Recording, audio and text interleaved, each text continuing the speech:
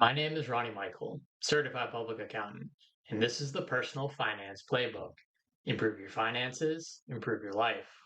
The title of today's episode is An Ounce of Prevention is Worth a Pound of Cure. Be cautious with debt. We live in a society where debt is normal. Carry a credit card balance every month? That's normal. Graduate college with tens of thousands in student loan debt? That's normal. Use buy now, pay later to spread your DoorDash order out over 6 weeks. That's normal.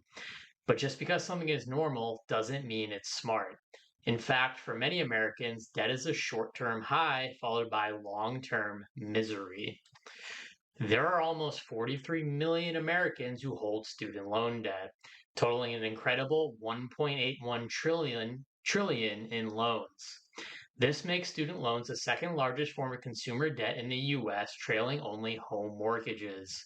About 5.5 million Americans are in default with the student loans, meaning that a payment has not been made in the past 9 months. Beginning in early 2026, the federal government is pursuing wage garnishment to collect payment. But student loans are just one piece of the debt puzzle. What type of debt is the number one cause of personal bankruptcy? You may be surprised to learn that it's not student loans, as student loans are very difficult to get discharged in bankruptcy. Medical debt is actually the number one cause of bankruptcy. Combined with exploding health insurance costs, many people worry that a single health crisis could wipe out decades of savings and plunge families into financial ruin. Consumer debt is everywhere, and the messaging we receive in the media only makes things worse. We're bombarded with advertisements for credit cards, personal loans, buy now, pay later schemes that all promise instant gratification with seemingly no consequences. We see influencers flaunting lifestyles they can't afford, financed by debt they'll struggle to repay, and then you don't see them struggling to repay it. This constant exposure to debt normalization has created a generation that thinks financing everything from cars to vacations to clothing to fast food is not just acceptable, but smart. But here's the harsh truth: being in debt can be extremely stressful and ruin your quality of life. The constant worry about making payments, the fear of what happens if you lose your job, the knowledge that you're working just to pay for past purchases instead of building for the future. This is no way to live. The sleepless nights, the strained relationships, the limited opportunities. This is the real cost of debt that no advertisement ever shows. This is why I believe most people would do well to adapt an attitude of if I need to go into debt to buy it, then I can't afford it. Following this simple rule would prevent countless financial disasters. Maybe you won't be able to live the exact lifestyle you want, but I promise you'll sleep better at night knowing that you don't owe anyone money. With all that said, there are times when taking on debt can be smart. Let's talk about home mortgages first. For many people, owning a home is the key to living the lifestyle they want, perhaps to raise a family in a stable environment.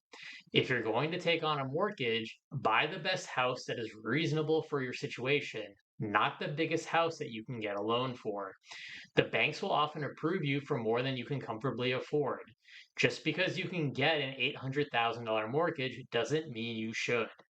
Consider the total cost, including property taxes, insurance, maintenance, utilities, all that fun stuff. A good rule is to keep your total housing costs under 30% of your take home pay.